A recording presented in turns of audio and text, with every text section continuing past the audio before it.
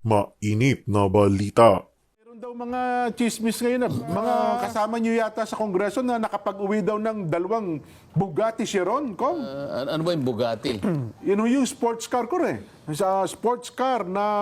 Ito ba yung mga sports car na kaya mo lang mabibili dahil wala ka nang magawa sa pera mo? Ayun yun, tama po kayo. May mantakin mo isang Bugatti Chiron eh. Parang 300 plus million ang isa.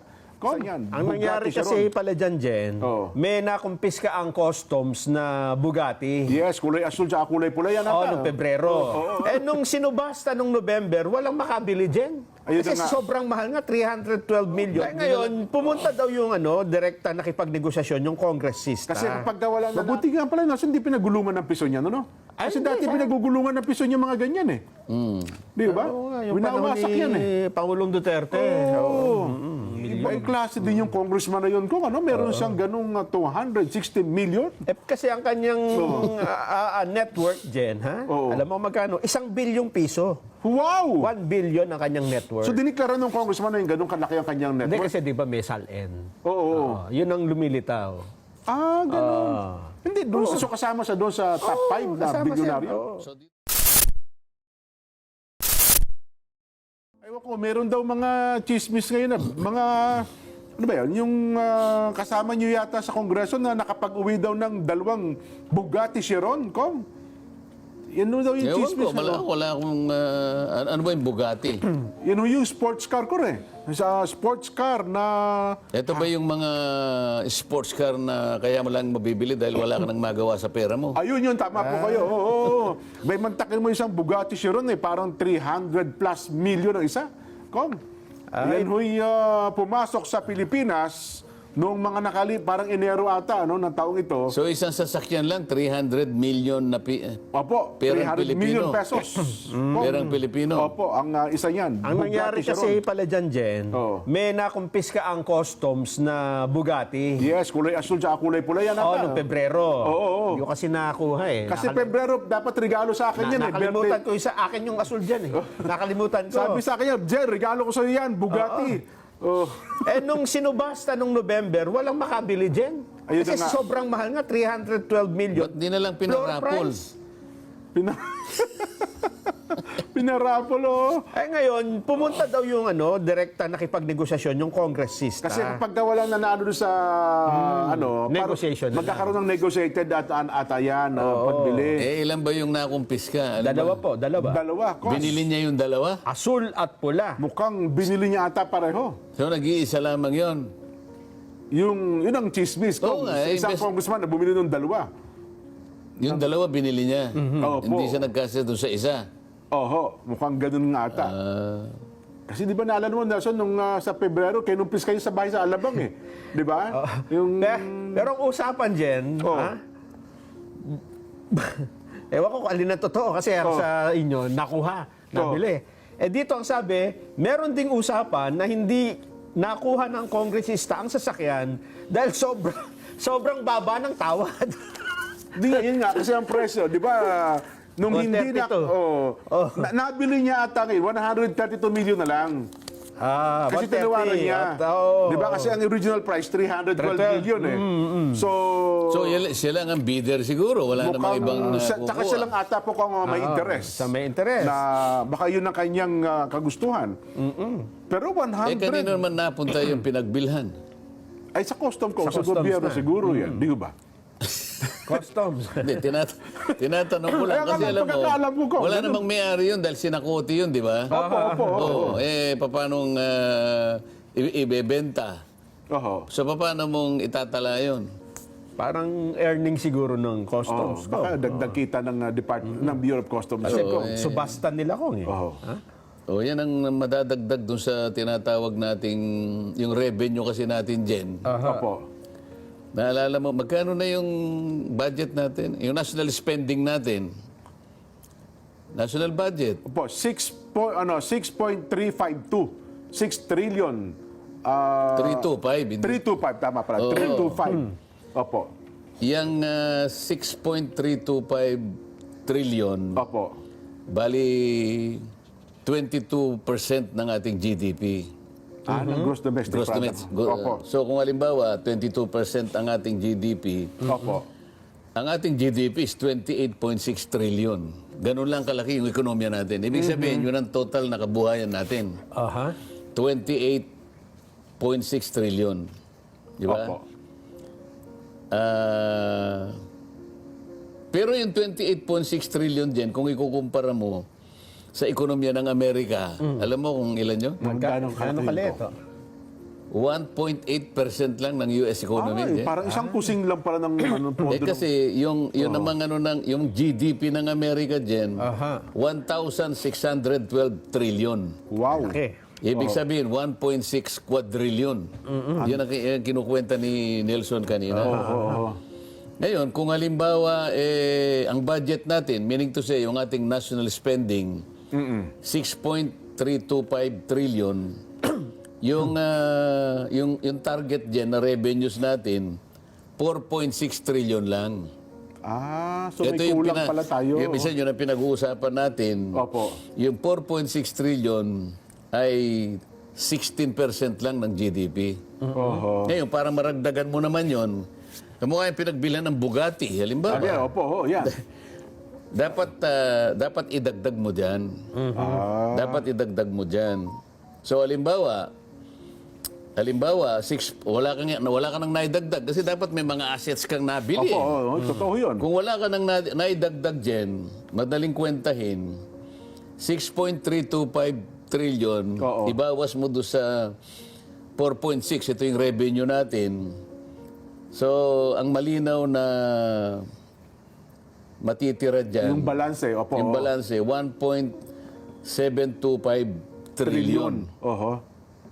So, pag dinivide mo yan dyan sa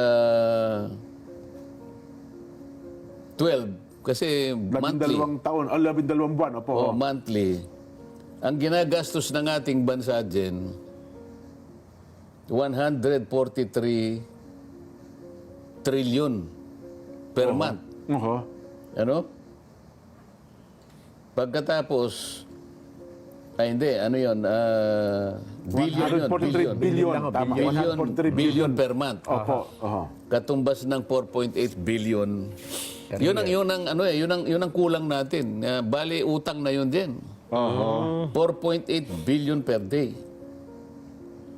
Yan ang kapag yung ginamit Matutal natin. pala natin yung kabuuan ng budget. Ito na kailangan mapalaki mo yung yung revenue mo. Yung kita. Either palakasin mo yung collection mo o kaya talagang kumita yung kamukha niya mga Bugatti na yan. Yan, yung halimbawa. mga luxury cars na yan, kung may makukumpis ka. Oo. Di ba? Mabuti nga pala, hindi pinagulungan ng piso niya, no? Kasi dati pinagugulungan ng piso niya mga ganyan, eh. Di ba? Oo nga, yung panahon Winawasak yan, eh. ni Pangulong Duterte. Oo. Ay, magkano kuha doon siya? 100?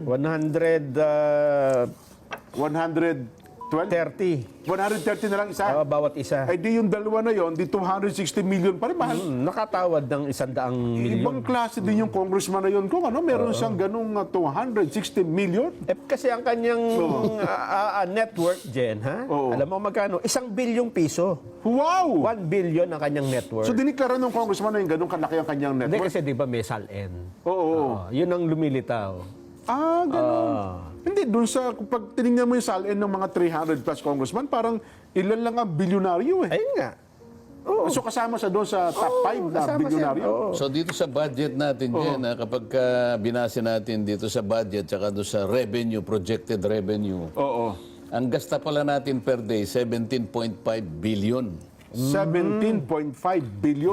Dito sa sa target na to, no? Computation natin gano'n, Or 12.7, ang atin namang revenue 12.7 billion per day.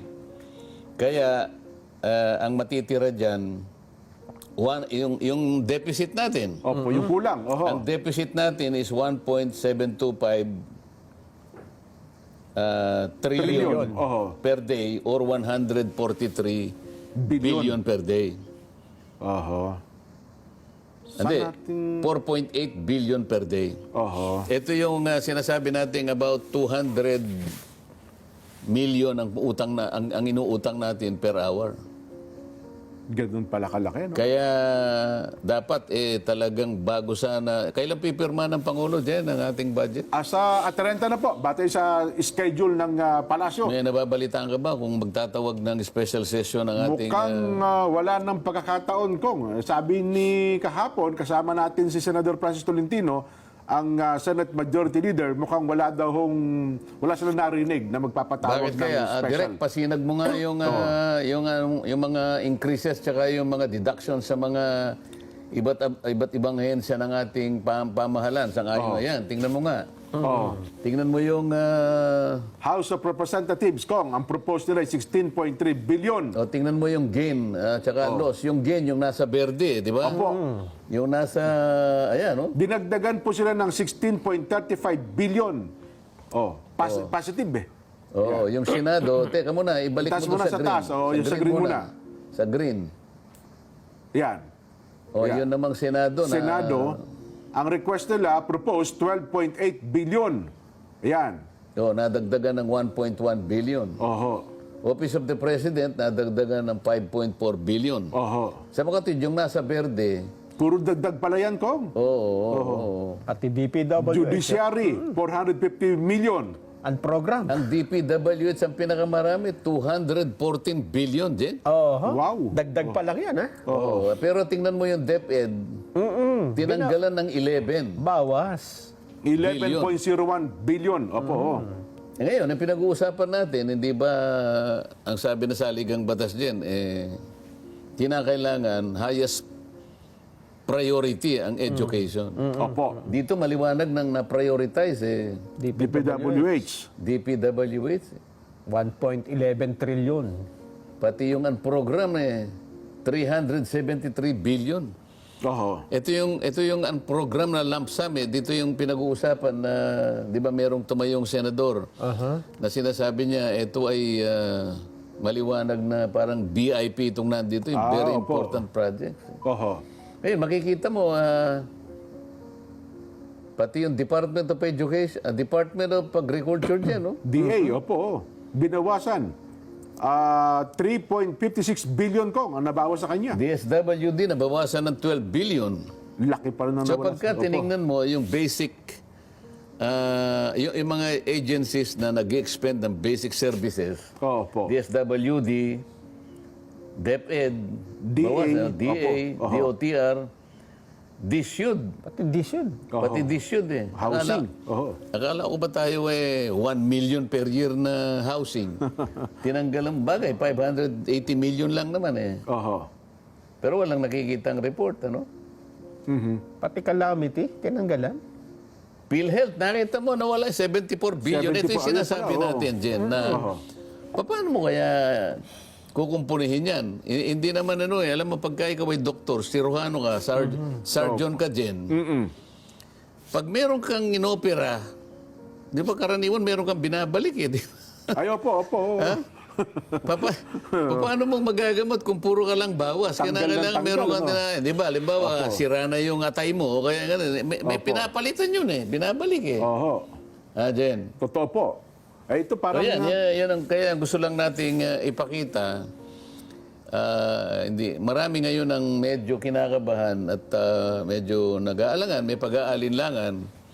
Kanina binabati natin ang ating mga kababayan na sana maging maganda yung bagong taon din, ano? Opo. Pero dito sa forma nitong budget, doon pa lang sa mga basic services, medyo may problema din. Oho. Nako. Yan lang ang ating may kukomment dyan. Oho.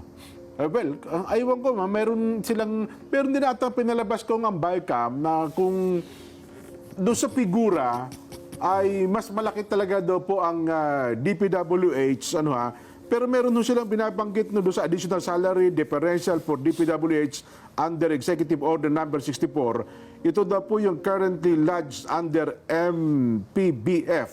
Di ko alam kung ano po yung mga tawag ngayon, Kong. Pagka kinumputan niya, para mas malaki pa rin pala ang pondo daw po ng Department of Education, Kong. Well, kung sa figura, sabi ko nga, ang nakikita natin, malaki, 1 trilyon.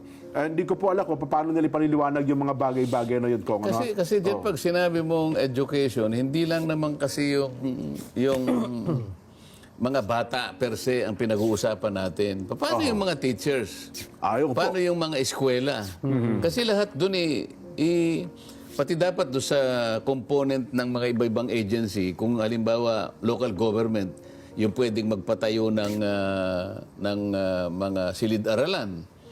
Kasi hindi naman pinag-uusapan dito Department of Education. Ang pinag-uusapan yung edukasyon per se. Edukasyon. Kaya yun ang bigyan mo ng mas malaking pagpapahalaga. Para sa ganon, lumitaw talaga yung adhikain ng saligang batas. Pag pinagpauna mo yung education, maaaring ang magiging outcome niyan, unang-una yung mga bata ay may hahanda mo sa kanilang kinabukasan, sa kanilang mga pagiging leaders. Yan naman ang magiging susunod na leaders ng bansa mo. Kailangan mong ihanda talaga na mabuti. Pag education per se ba, Kong, iba po yung budget ng CHED, iba yung budget ng TESDA. Di ba usually kapag Kasi sa TESDA, may kahalo ng livelihood yun, technical na yun. Pero yung sinasabi nating education, yung talagang basic na yung pag-aaral ng mga bata. Lalong-lalo na ngayon, nakita mo yung sumemplang yung kalidad Opo, yung PISA natin. Naalala mo yung 3 international assessments na kamakailan lang ginawa, 3 taon na nakararaan. Ngunit, hindi mo makakalimutan yun sapagkat sa halos 79 na bansa ang nag-participate doon. Akalain mo nasa pinakahuli naman tayo. 79 tsaka 78 tayo, Kong.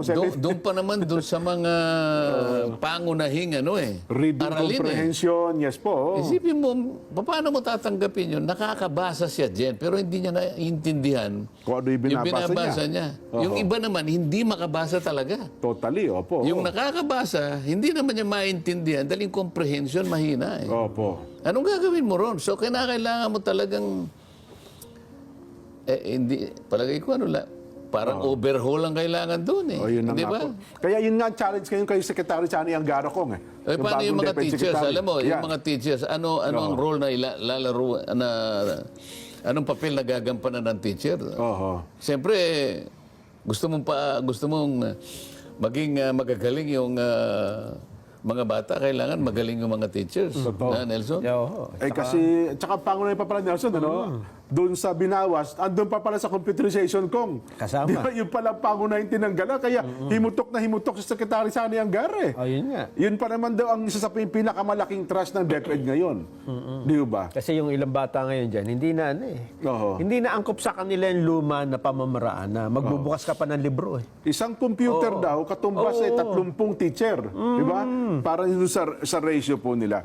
Ay, nako. Anyway, Kong, bago lang tayo pumalaot sa bagay na yan, pero tayo, sa aspeto ng budget, paano po ito kung hindi ho nagpatawag ng special ng Pangulo? Paano ito? Parang ang hirap remedyohan ko. Anong nakikita nyo, Kong? Ang pagre-remedyo na nga lang, yung bito, ibibito na lang. power, Kumbaga, line babawasan na lang, pero walang marireinstate. Opo. Walang may babalik. Kasi nga, ang pagbabalik niyan ay Kongreso ang merong akda niyan. Hindi po pwedeng ibalik ng Pangulo. Ganun pala yun. Wala na sa kanyang kapangyarihan. So, halimbawa, yung 12 billion na kinuha sa DepEd, hindi pwedeng sabi ng Pangulo, ibalik nyo na yan. Hindi pala pwedeng Wala gano'n yun. nga, naka-adjourn na yung Congress ang inakala ba ng iba? Hindi. Akin na yung ito, ibabalik rito. Ayun, kasi ako, Kong, ang pagkakaintindi ko gano'n. Hindi niya pwedeng gawin yun. Hindi pala pwede. Kasi enrolled bill na ito Opo. Ibibito niya yun sapagkat meron siyang kapangyarihan ibito. Tatanggalin niya to. Ayoko ito, kanya, ayoko to. Pero para ito, ayoko, pero ibabalik ko rito. Ay, hindi na pwede yun. Hindi pwede yun. Kaya nga pinipilit sana natin para lang maibalik sana yung very crucial na tinanggal na pinag-uusapan natin ng mga ilang araw. Isang araw.